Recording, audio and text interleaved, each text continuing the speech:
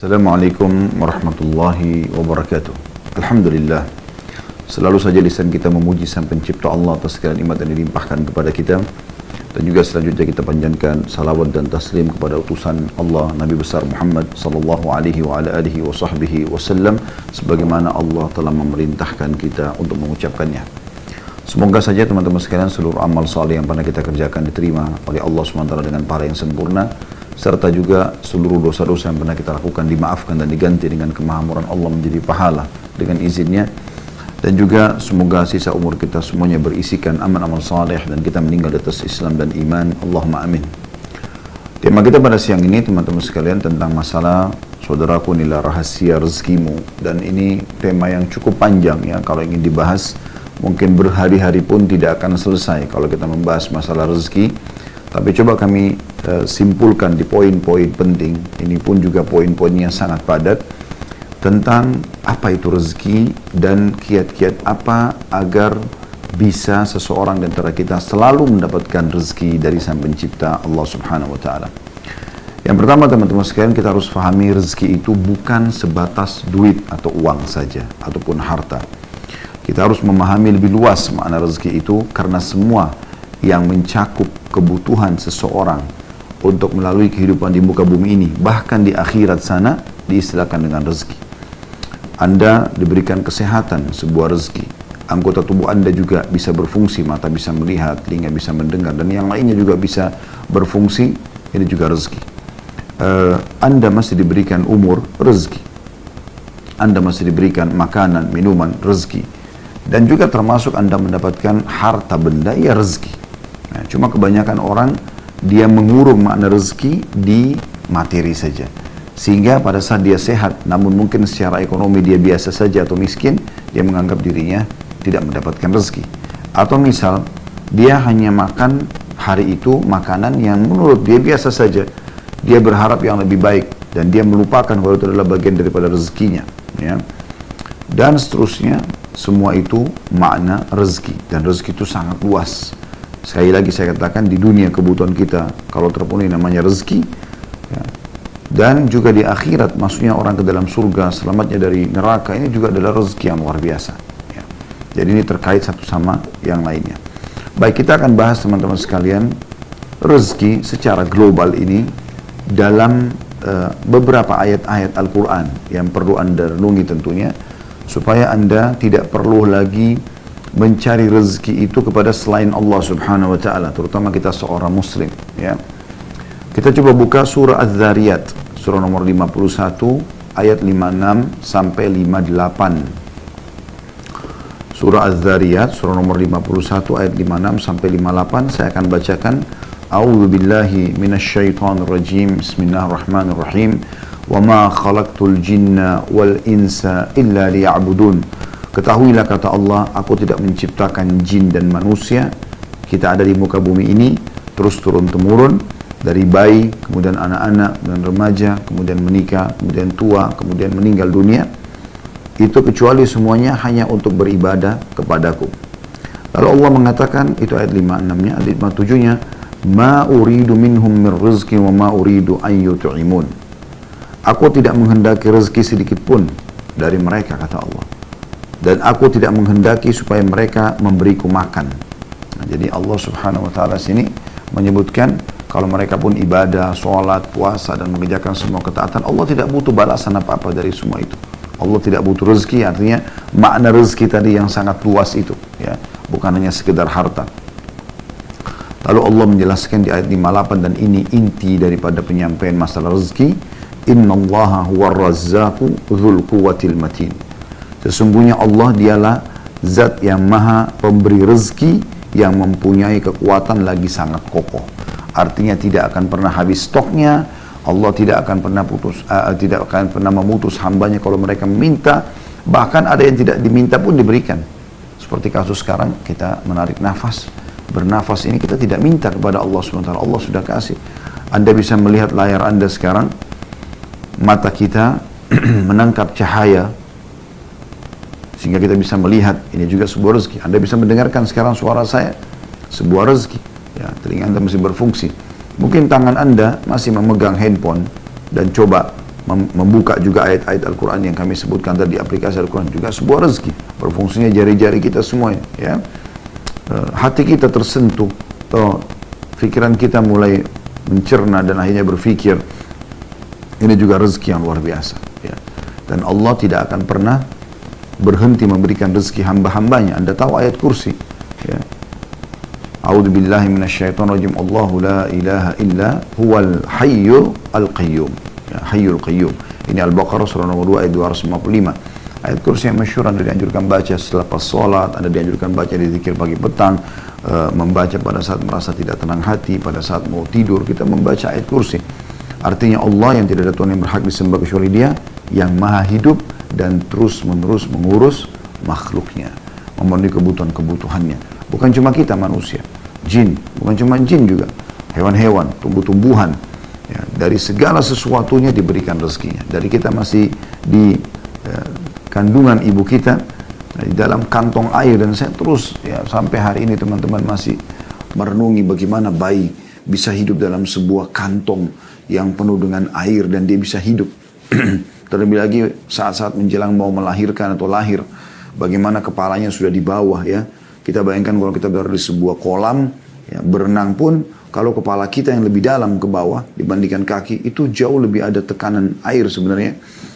Dan itu sulit sekali untuk bernafas, tapi Allah mudahkan. Dan Allah jamin rezekinya selama 9 bulan. Apapun yang diminum dan dikonsumsi oleh ibunya, dari vitamin, makanan, nutrisi umumnya, maka akan sampai kepada dia saripatinya dengan hikmah Allah subhanahu wa ta'ala. Oleh karena itu teman-teman sekalian, Allah menjamin semua itu.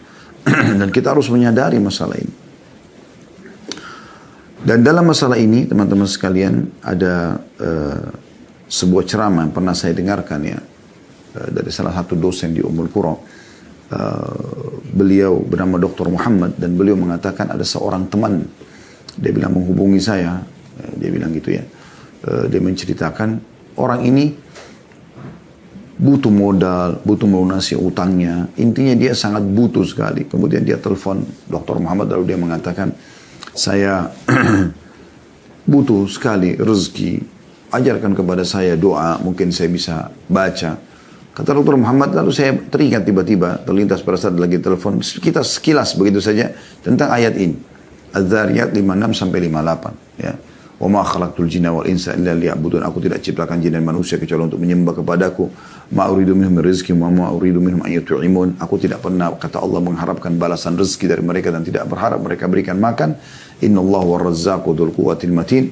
Allah adalah zat yang Razzaq, yang maha pemberi rezeki, tidak pernah habis stoknya, selalu siap setiap saat memberikan siapapun yang memohon kepadanya, bahkan yang tidak memohon pun diberikan ya. Dan mempunyai kekuatan dan sangat kokoh. Artinya tidak akan pernah ada yang bisa menolak apapun yang Allah berikan kepada hambanya. Tidak ada yang bisa menahan itu. Lalu orang itu, kata Syekh Muhammad, saya ajarkan kepada dia, coba baca dalam doamu, Ya Razzaq dzul quwwatil matin, wahai zat yang pemberi rezeki yang sangat mempunyai kekuatan dan sangat kokoh, berikanlah aku rezeki, urzukni. Kata orang itu, baiklah, kemudian dia amalkan. Kalau tidak salah ya, saya sudah cukup lama dengan ceramah itu, kalau tidak salah dia mengatakan, sebulan setelah itu atau beberapa waktu setelah itu, saya ditelepon kembali orang tersebut, dia mengatakan, Jazakallahu khairan, razaqani ar-razzaq dzul quwwatil matin bimilyar riyal. Artinya, semoga Allah membalas Anda dengan kebaikan. Orang itu bilang kepada Dr. Muhammad ya, sesungguhnya aku telah diberi rezeki oleh Razzaq, sifatnya Allah tadi ya dalam Al-Quran. Zat yang maha pemberi rezeki, dzul quwwatil matin, yang sangat punya kekuatan dan sangat kokoh. Saya dikaruniai dengan 1 juta riyal. Ya. Ini salah satu yang berhubungan dengan ayat ini saja. Tentu ayat ini tidak, walaupun tidak dihubungkan dengan kisah Dr. Muhammad tadi, siapapun ya bisa mengamalkan dengan diikuti dengan keyakinan. Kemudian teman-teman sekalian, kita lihat dalam ayat-ayat Al-Quran agar kita menyadari tentang masalah rezeki ini. Anda bisa buka juga di dalam surah Ar-Rum ya, surah nomor 30 dalam Al-Quran ayat 40 ya. Anda bisa buka di aplikasi supaya bisa baca terjemahnya sekalian ya. Dan kita banyak membaca ayat Al-Quran di sini. Di ayat 40-nya Allah Subhanahu wa taala berfirman, A'udzu billahi minasyaitonir rajim. Allahul ladzi khalaqakum thumma razaqakum thumma yumitukum thumma yuhyikum. Hal min syurakaikum man yaf'alu min dzalikum min syai' subhanahu wa ta'ala amma yusyrikun. Artinya Allah lah satu-satunya, tidak ada lagi yang lain. Jadi orang yang kembali kepada ayat ini, kembali kepada Tuhannya Allah, maka pasti diberikan rezeki. Kepada selain Allah, perhatikan Allah katakan, Allah lah yang menciptakan kamu. Tidak ada yang menciptakan kita dari tidak ada menjadi ada kecuali Allah. Kemudian memberimu rezeki, nafas, cahaya bisa ditangkap oleh mata sehingga bisa memantulkan kembali dan melihat, telinga yang bisa menangkap suara sehingga kita mengerti apa yang sedang ditujukan kepada kita dari ucapan orang di hadapan kita, tangan bisa menjamah, kaki melangkah dan seterusnya. Kemudian mematikanmu, kemudian menghidupkanmu kembali di hari kiamat di mahsyar nanti. Ya, kemudian kita akan menuju kepada kehidupan abadi. Adakah di antara yang kamu sekutukan dengan Allah itu pohon, keramat, jimat, batu dan segala macam ini? Ya. Yang dapat berbuat sesuatu dari demikian itu, maha suci lah dia dan maha tinggi dari apa yang mereka persekutukan itu. Ya, di sini Allah Subhanahu wa taala memastikan dialah yang memberi rezeki, tidak ada yang lain. Jadi percuma minta kepada selain Allah itu tidak ada gunanya. Anda perhatikan juga surah Ghafir, ya. Buka lagi surah Ghafir, surah nomor 40, ya. Atau tepatnya surah Mu'min, ya. Dua namanya ini, ya, surah ini. Di ayat 64. Allah Subhanahu wa taala berfirman, surah Ghafir, surah nomor 40 ayat 64. A'udzu billahi minasyaitonir rajim. Allahul ladzi ja'ala lakumul arda qararan was samaa'a binaa'an wa sawwarakum fa ahsana suwarakum. وصوركم فأحسن صوركم ورزقكم من الطيبات ذلكم الله ربكم فتبارك الله رب العالمين. Allah lah yang telah menjadikan bumi bagi kamu tempat menetap, menghampar sekali. Jadi tidak mungkin siapapun yang punya sekutu atau Tuhan selain Allah, coba sampaikan kepada dia, apakah dia yang ciptakan bumi? Ajak ngomong, tanya, datangkan buktinya, tidak akan pernah bisa. Apalagi kalau benda-benda mati, jimat, batu, pohon, yang jelas-jelas dalam mata manusia tidak mungkin bisa ngomong gitu ya. Allah lah yang telah menjadikan bumi bagi kamu tempat menetap dan langit sebagai atap. Lebih besar lagi langit. Ya. Dan membentuk kamu dan membaguskan rupamu.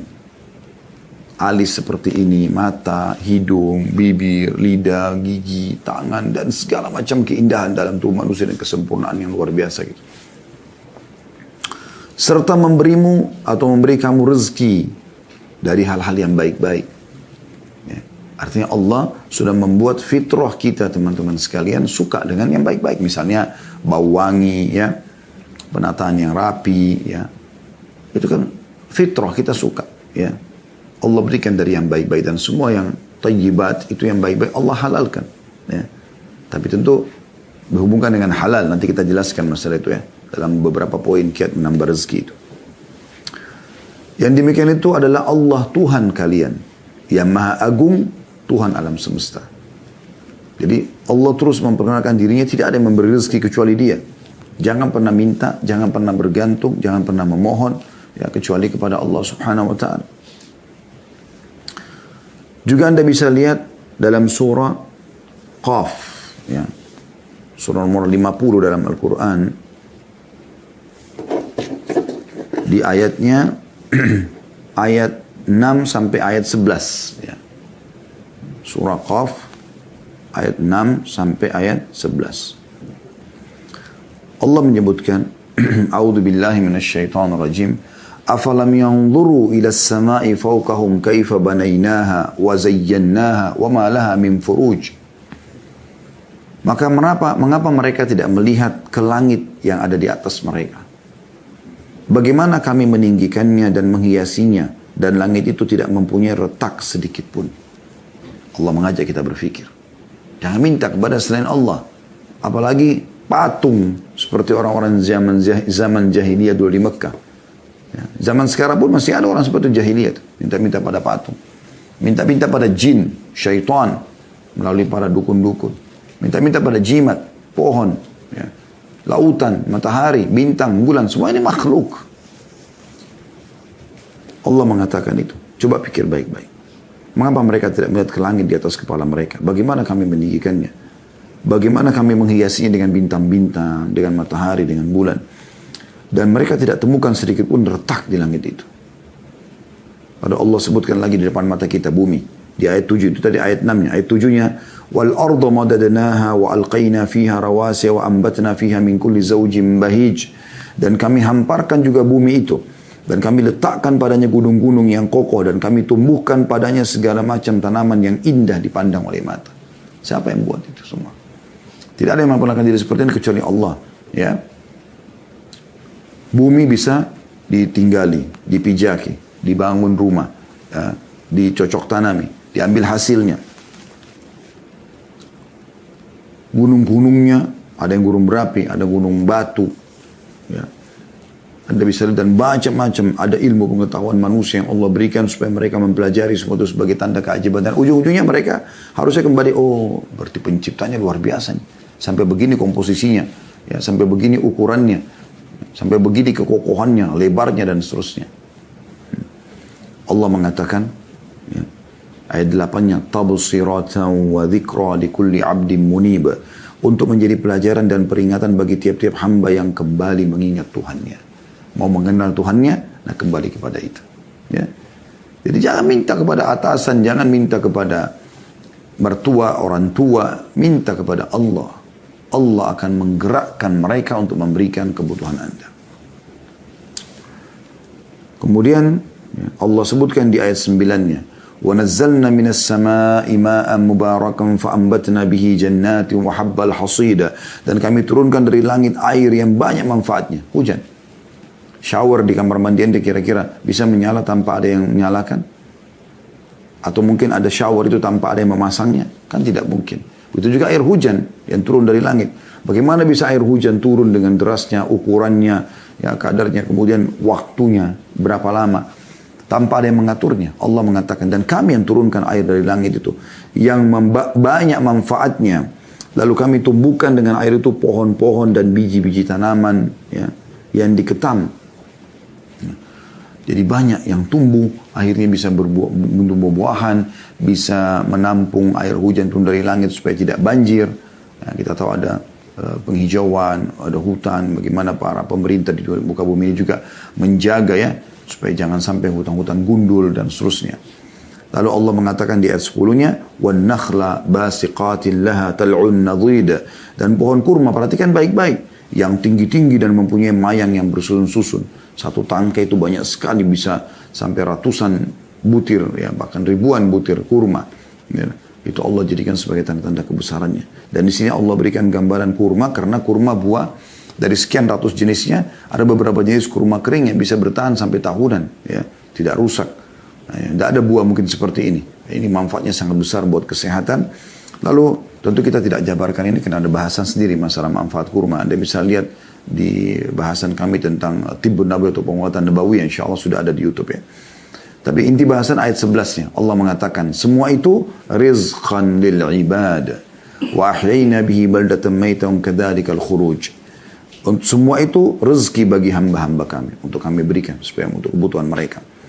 Dan kami hidupkan dengan air itu tanah yang mati atau kering, seperti itulah terjadi kebangkitan. Nah, di sini kita bisa lihat bagaimana Allah Subhanahu wa taala menitik beratkan masalah itu. Nah, rezeki ini teman-teman sekalian, yang perlu digarisbawahi, rezeki ini bukan ada rezeki yang datang kepada kita tanpa kita punya upaya. Seperti tadi saya sebutkan, oksigen yang kita hirup, yang ditangkap cahaya oleh mata kita, ya, suara yang ditangkap oleh kuping. Ini kesehatan kita, bangun kita sudah sehat, bisa beraktivitas. Ini tanpa kita minta pun Allah sudah kasih. Termasuk nyawa, ya, kehidupan kita di muka bumi ini sampai batas ajal yang sudah Allah tentukan.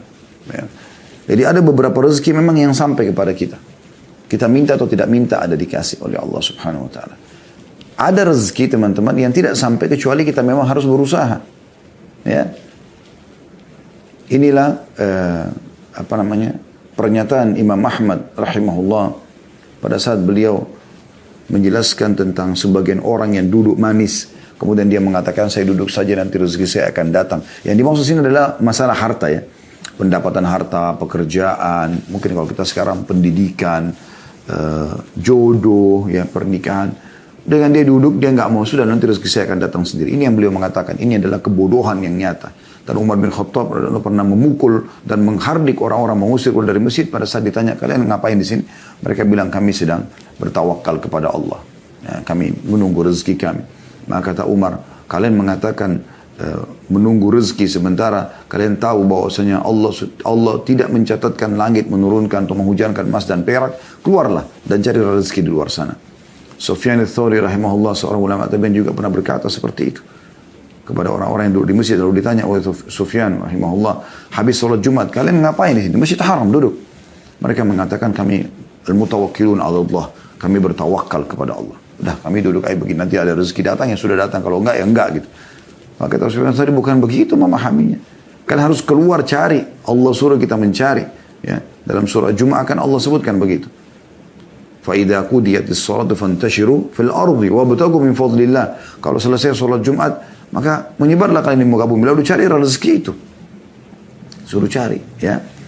Jadi kita kalau ada rezeki-rezeki seperti kita mau punya pendidikan, ijazah supaya kita punya kedudukan di masyarakat, kita bisa mengajar, kita bisa menggunakan ijazah itu untuk bekerja, kita harus sekolah kan, kita harus sekolah, mendaftar dulu, ada upaya, kemudian kita ikut kuliah atau kita ikut sekolah, kemudian kita lulus dengan nilai yang bagus dan seterusnya berhubungan dengan masalah itu. Begitu juga Anda mau bekerja, tidak bisa Anda duduk di rumah lalu nanti pekerjaan datang sendiri, tidak, Anda harus keluar. Begitu juga dengan jodoh, Anda menikah, dulu saya nanti jodoh saya datang sendiri, nggak bisa, Anda harus ikhtiar, ya. Mencari, menanyakan, lalu kemudian Anda selebihnya Anda serahkan kepada Allah Subhanahu wa taala, ya. Jadi rezeki itu kalau saya gambarkan ibarat, ini coba mudah memahami saja ya. Ibarat pohon, ada buahnya yang berjatuhan, ada buahnya yang bergelantungan. Kalau buah yang berjatuhan ini Anda tinggal pungut, selesai Anda dapatkan sekian tadi oksigen, Anda tinggal hirup. Ya, mata tinggal cahaya tinggal ditangkap oleh mata, telinga tinggal ditangkap oleh kuping dan seterusnya lah, ya. Ya, mungkin panjang sekali kalau kita rincikan. Intinya itu contoh-contohnya. Dan ada rezeki, ada buah yang Anda naik pakai tangga untuk mengambil buah itu. Ya, jadi sudah kita kasih contoh-contohnya. Anda mau punya ijazah sekolah, Anda mau punya jabatan, Anda mau menikah, ya, Anda mau mengembangkan, mau lebih banyak lagi pendapatannya. Memang ini harus dengan upaya, ya. Seperti kita misalnya sudah S1, ngajar di kampus, ya, gajinya misalnya 5 juta. Lalu saya berpikir, saya ingin gaji lebih besar. Ya. Bagaimana caranya? Oh, kalau orang S2 di kampus, kalau kita bicara lingkup, jadi dosen misalnya. Orang kalau S2 gajinya lebih besar. Tadi kalau S1, ini contoh saja, misal 5 juta. Kalau orang S2 gajinya 7 juta. Kalau orang S3 gajinya 9 juta atau 10 juta. Kalau orang profesor bisa lebih banyak, gitu kan. Maka kita kemudian berupaya untuk lanjutkan pasca sarjana. Sekolah S2, sekolah S3, gitu kan.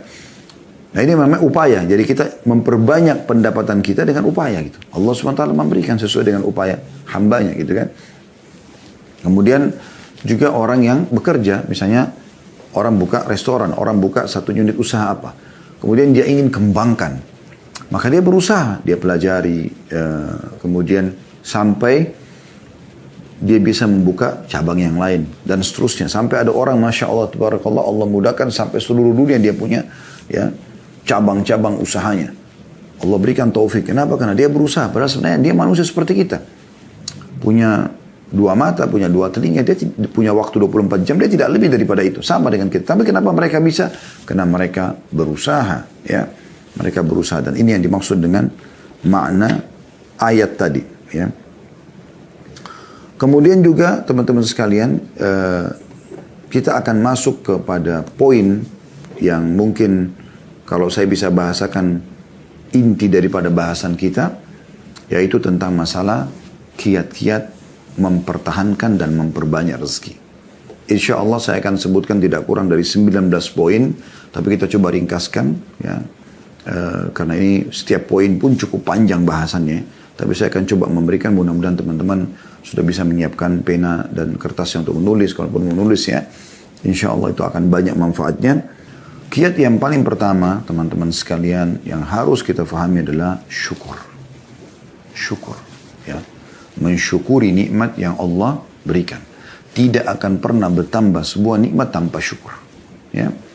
Dan ingat, tolok ukur melihat nikmat itu adalah dengan pandangan agama. Jangan pernah mengikuti hawa nafsu Anda. Ini penting sekali, ya. Karena banyak orang, karena dia mengikuti hawa nafsunya, maka dia melihat makanan misalnya depan matanya belum mencapai target yang dia inginkan, maka dia tidak syukuri. Padahal sebenarnya itu sebuah nikmat, ya. Kita renungi dulu dalil-dalilnya, baru kita akan coba berikan beberapa contoh berhubungan dengan masalah ini. Misalnya yang pertama, teman-teman sekalian, Anda lihat surah Ibrahim, surah nomor 14 dalam Al-Quran. Ini ayat yang sangat masyhur, ya.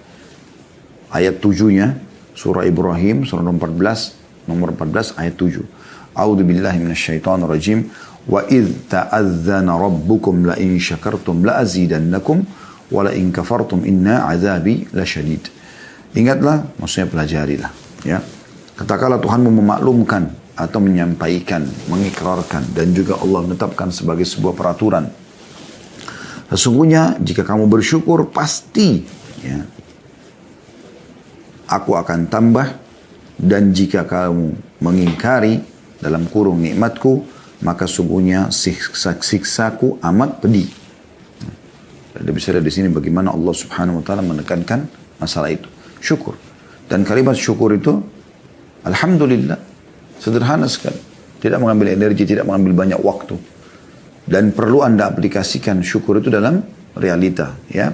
Seperti misalnya selain lisan kita bersyukur, hati kita meyakini, kita juga realitakan itu. Maksudnya, misalnya kita diberikan makanan, kita juga berbagi pada orang, ya. Kita coba berbagi, itu sebagai tambah penyempurnaan terhadap syukur tersebut. Makin Anda berbagi dengan orang lain, maka makin terbuka pintu-pintu rezeki itu. Itu bentuk aplikasi syukur, ya. Karena banyak orang selalu cuma mau menerima, cuma mau ditraktir, ya. Cuma mau diberi, tapi tidak pernah mau memberi. Nah, ini berbeda, tidak memahami makna syukur yang sebenarnya. Juga Anda bisa lihat Allah SWT sebutkan dalam surah Al-Ankabut, surah nomor 29 ayat 17, ya. Surah nomor 29 ayat 17. Silakan Anda buka. Allah berfirman, A'udzubillahi minasyaitonir rajim. Innama ta'buduna min dunillahi awthanan wa takhluquna ifka.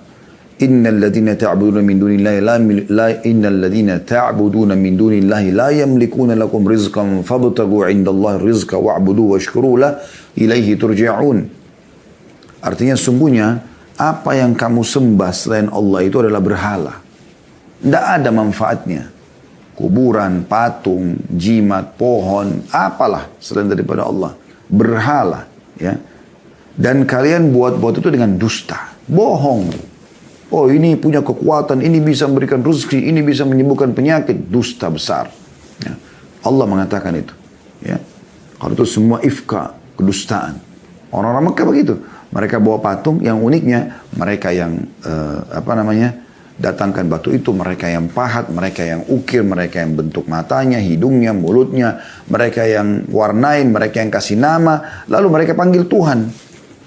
Ini kebodohan yang luar biasa, gitu kan? Berapa banyak orang juga begitu dalam sholat. Iyyaka na'budu wa iyyaka nasta'in. Hanya kepadamu kami menyembah, hanya kepadamu kami minta tolong. Habis salam, minta pada kuburan di sebelah masjidnya. Lalu mana komitmen tadi Anda katakan hanya kepadamu, hanya kepadamu? Imam Nawawi rahimahullah mengatakan, aku heran melihat orang-orang yang meminta-minta pada kuburan, padahal sebenarnya dalam kuburan itu orang seperti dia yang sudah jadi tulang belulang. Kalau kita yakin kuburan orang soleh itu bisa memberikan manfaat kepada kita, kenapa kita tidak yakin kepada pencipta dia, pencipta tanah dan batu nisan itu adalah Allah yang lebih mampu. Dan Allah Al-Hayyul Qayyum, zat yang maha hidup dan terus-menerus mengurus makhluknya. Itulah yang dilakukan oleh para sahabat Nabi Ridwanullahi alaihim. Sendal mereka putus, mereka angkat tangan ke langit mengatakan, Ya Allah, berikan aku rezeki. Minta kepada Allah. Apapun Allah menyuruh kita manja kepadanya. Minta. Makanan, minuman, apa saja. Dalam sebuah hadis qudsi riwayat Bukhari kan begitu. Ya. Kata Allah SWT, wahai anak Adam. Ya. Kalian semua lapar kecuali yang kuberikan makanan. Mintalah makanan padaku. Kalian semua haus kecuali yang kuberikan minuman. Maka mintalah minuman kepadaku. Kalian semua tidak menggunakan pakaian. Kecuali aku berikan. Mintalah kepadaku. Allah SWT suruh minta kepadanya. Minta, minta, minta. Allah selalu suruh kita minta, manja kepadanya. Kenapa nggak mau? Ya. Tapi banyak orang menipu dirinya sendiri. Bahkan saya pernah ketemu dengan seorang ikhwah. Waktu awal-awal dia hijrah, dia memberikan kepada saya sebuah benda gitu. Benda ini seperti kaca gitu. Tiba-tiba dicelupin di air, lalu kemudian dia bilang, Ustaz coba minum airnya. Saya minum. Terus kemudian ditekan tangan saya dari belakang katanya. Saya coba praktekin. Ya. Habis itu dia bilang, lebih ringan kan Ustaz? Saya bilang, ya akhi, ini kebohongan. Pastikan antum ini membeli barang ini dari orang-orang yang tidak benar. Dari dukun dan seterusnya. Mereka menjual ini. Dia bilang, ya Ustaz, saya beli ini 5 juta. Ya, ini kebohongan. Dibohongi, menipu orang. Allah tidak pernah seperti itu. Allah menyuruh kita memohon kepadanya. Allah menyuruh kita berbagi sama orang lain, lalu Allah berikan kepada kita, iya. Itu iya. Tapi pergi ke dukun-dukun ini semua ifka, kedustaan, kebohongan ini. Dan Allah mengatakan, saya ulangi, sungguhnya apa yang kamu sembah selain Allah itu adalah berhala. Dan kamu berbuat dusta dengan itu. Sesungguhnya yang kamu sembah selain Allah itu tidak mampu memberikan rezeki kepadamu. Tidak akan pernah mampu memberikan rezeki kepadamu. Maka mintalah rezeki itu dari sisi Allah saja. Dan sembahlah dia, tunduk dan patuh kepadanya. Dan bersyukurlah kepadanya. Ya, ini saksi bahasan kita. Ya, hanya kepadanya lah kamu akan dikembalikan. Ini penting teman-teman sekalian. Ya. Kemudian juga bagaimana Allah sebutkan dalam surah Saba, surah nomor 34 dalam Al-Quran tentang negeri Saba. Ya.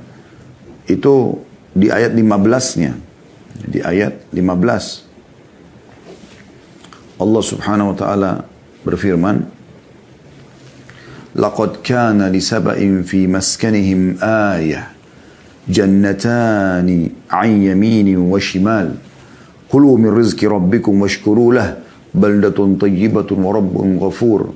Sesungguhnya pada kaum Saba, orang-orang yang tinggal di negeri Yaman di zaman dulu, ada tanda-tanda kekuasaan Tuhan di tempat kediaman mereka, yaitu 2 buah kebun di sebelah kanan dan sebelah kiri mereka. Lalu dikatakan kepada mereka, makanlah olehmu dari rezeki yang dianugerahkan Tuhanmu dan bersyukurlah kepadanya. Nikmati, syukur. Negerimu, kalau kau bersyukur kepada Allah, ya, akan menjadi negeri yang baik, makmur, subur, dan Tuhanmu juga maha pengampun. Artinya kalau ada kesalahan pun Allah masih maafkan. Ya. Nah, ini poin penting untuk kita ketahui teman-teman sekalian. Jadi semua negeri yang selalu menyembah Allah, bersyukur kepada Allah, Allah akan limpahkan rezekinya. Semua negeri yang kufur, maksiat kepada Allah, Allah akan datangkan cobaan-cobaan yang akan menahan rezeki-rezeki mereka. Ya. Ini penting untuk digarisbawahi teman-teman sekalian. Bahkan subhanallah kadang-kadang ada hal-hal yang kita anggap bukan rezeki, sebenarnya rezeki dari Allah Subhanahu wa taala. Ini sering saya kasih contoh tapi saya ingatkan kembali ya. Seperti misalnya lapar, haus, capek, ya. Banyak orang menganggap ini siksaan. Karena kalau ditanya apakah Allah mau lapar, dia bilang tidak mau. Apakah mau haus, dia bilang tidak. Capek enak enggak? Enggak enak. Ya. Padahal sebenarnya lapar itu teman-teman adalah rezeki dari Allah agar kita bisa merasakan nikmatnya makanan. Ya. Coba kalau Anda kenyang, Anda tidak tahu harus mau makan, Anda tidak tahu nikmatnya makanan itu. Anda cuma tahu, ya sudah, makan saja. Ya. Apa yang mau makan, mau manis, asam, pedas, oke kita pilih. Tapi kalau orang lapar teman-teman, dia tahu bagaimana nikmatnya makanan itu. Ya. Begitu juga dengan orang haus, dia tahu nikmatnya dahaga itu, dia tahu nikmatnya minum. Begitu juga dengan capek. Anda kalau dari pagi sampai malam tidur terus, kemudian malam disuruh tidur lagi, mungkin Anda tidak bisa tidur. Tapi kalau dari pagi sampai malam Anda bekerja, Anda capek sekali. Dan malam Anda istirahat walaupun cuma 2-3 jam, nikmatnya luar biasa. Harusnya mulai sekarang, kalau kita lapar, haus, capek, jangan lagi mengatakan, aduh lapar, aduh haus, aduh capek. Alhamdulillah lapar. Alhamdulillah haus. Alhamdulillah capek. Karena semua itu jembatan untuk merasakan nikmatnya atau merasakan besarnya nikmat Allah Subhanahu wa taala. Ya. Ini termasuk ya yang perlu diperhatikan. Yaitu masalah kita bersyukur kepada Allah Subhanahu wa taala. Ya. Selanjutnya teman-teman sekalian, yang kedua yang harus kita perhatikan, ya, kiat untuk mempertahankan dan menambah rezeki yaitu bersedekah. Nah, ini sebenarnya bentuk aplikasi dari syukur itu, dari ucapan syukur ya. Tapi kita bersedekah, keluarkan harta. Biasakan bersedekah. Cintai sedekah ini sebagaimana juga Anda suka dan cinta kalau Anda diberi kepada orang. Jadi suka memberi sebagaimana juga kita suka diberi, ya. Seperti itu kurang lebih gambarannya. Dan ini poin yang mesti digarisbawahi karena ini penyebabnya. Penyebab rezeki itu, perhatikan.